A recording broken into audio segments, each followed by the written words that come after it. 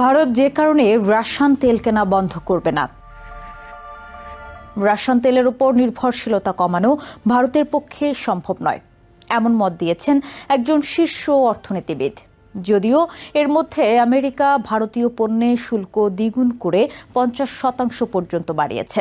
বিশ্বের সবচেয়ে বড় দুই গণতন্ত্র ও কৌশলগত অংশীদারের মধ্যে সম্পর্কের উত্তেজনা বাড়ছে।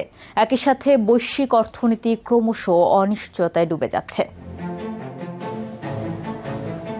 I don't think India can afford to sort of move out of Russian oil altogether.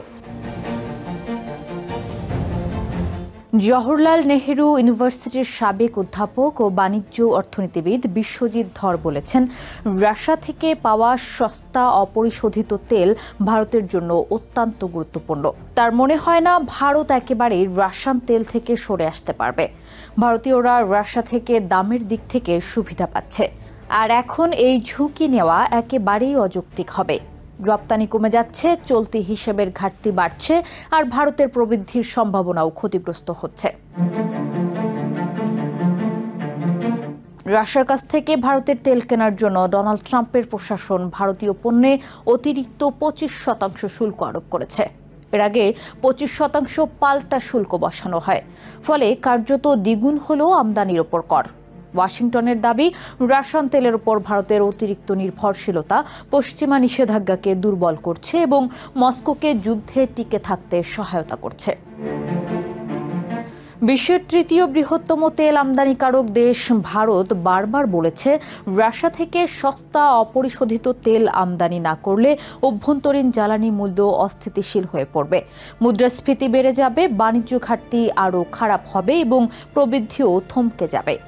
ভারতের অর্থ মন্ত্রণালয় জুলাই মাসের অর্থনৈতিক পর্যালোচনায় জানিয়েছে, বাড়তি শুল্কের তাৎক্ষণিক প্রভাব রপ্তানিতে সীমিত হলেও সরবরাহ ব্যবস্থা, বিনিয়োগ ও কর্মসংস্থানে এর গৌণ ও দীর্ঘমেয়াদী প্রভাব গুরুতর হতে পারে। রিপোর্টে বলা হয়, ভারত বহুমুখী বাণিজ্য কৌশল নিচ্ছে, দক্ষিণ পূর্ব এশিয়া, আফ্রিকা ও লাতিন আমেরিকার সঙ্গে সম্পর্ক বাড়াচ্ছে। তবে এসব উদ্যোগের ফল আসতে সময় লাগবে এবং বর্তমান শুল্ক পরিস্থিতি বজায় থাকলে রপ্তানির ঘাটতি পূর্ণভাবে সামাল দেওয়া সম্ভব হবে না।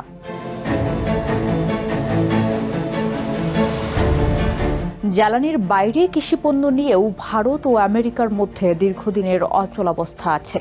অর্থনীতিবিদ ধর বলেন, আমেরিকার কৃষিপণ্য আমদানির চাপ ভারতের কৃষকদের স্বার্থে সরাসরি আঘাত হিসেবে দেখা হয়। ভারত সরকার এখানে ছাড় দেবে না, আর প্রেসিডেন্ট ট্রাম্পও তার কঠোর অবস্থান থেকে সরে আসবেন না, তাই অচলাবস্থা চলতেই থাকবে। বিশ্লেষকেরা বলছেন, ভারতে কৃষকরা একটি বড় ভোট ব্যাংক। কৃষিপণ্য আমদানিতে ছাড় দিলে বিক্ষোভ হতে পারে এবং প্রধানমন্ত্রী নরেন্দ্র মোদীর সরকারের রাজনৈতিক সমর্থন কমে যাবে। ভারতের পররাষ্ট্রনীতি বহুদিন ধরেই নানা শক্তির সঙ্গে ভারসাম্য রক্ষার উপর দাঁড়িয়ে আছে। আমেরিকা থেকে শুরু করে রাশিয়া, আর এখন ক্রমেই গ্লোবাল সাউথের দেশগুলোর সঙ্গে সম্পর্ক জোরদার হচ্ছে। বিশ্বজিৎ ধর মনে করেন, ভারতকে আবারও উন্নয়নশীল বিশ্বের নেতৃত্বে ফিরে আসতে হবে। তিনি বলেন, অর্থনীতি আর রাজনীতি একই সঙ্গে চলে। গ্লোবাল সাউথে বিনিয়োগ করা ভারতের জন্য জরুরি। কয়েক দশক আগে ভারত উন্নয়নশীল বিশ্বের পক্ষ থেকে আলোচনায় নেতৃত্ব দিত, ডব্লিউটিওতে বা অন্যত্র এজেন্ডা সেট করত। তখন অনেক দেশ ভারতের অনুসারী ছিল। এখন সেই কৌশলে ফেরার সময় এসেছে। যদিও প্রতিরক্ষা প্রযুক্তি ও আঞ্চলিক নিরাপত্তায় আমেরিকার সঙ্গে ভারতের সহযোগিতা গভীর হচ্ছে। বিশ্লেষকেরা সতর্ক করছেন, অর্থনৈতিক অচলাবস্থার সমাধান না হলে বাণিজ্য বিরোধী দ্বিপাক্ষিক সম্পর্ককে ছাপিয়ে যাবে।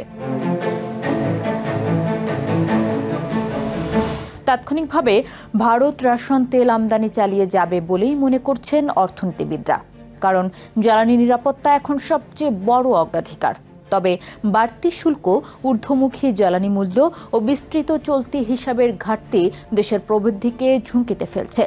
সরকারকে একদিকে অর্থনীতি সচল রাখতে হবে, অন্যদিকে জটিল ভূ রাজনৈতিক টানপোড়েন সামলাতে হবে। অর্থনীতিবিদ বলেন, ভারতকে অস্থিতিশীল করা আমেরিকার জন্যও ভালো হবে না। একটা শক্তিশালী ভারত আমেরিকার স্বার্থেও জরুরি। এই অংশীদারিত্ব টিকিয়ে রাখতে হলে দুই দেশকেই সমঝোতায় আসতে হবে। নিউ ইয়র্ক থেকে সম্প্রচারিত TVN 24 টেলিভিশন, বিশ্বজুড়ে বাঙালির কণ্ঠস্বর।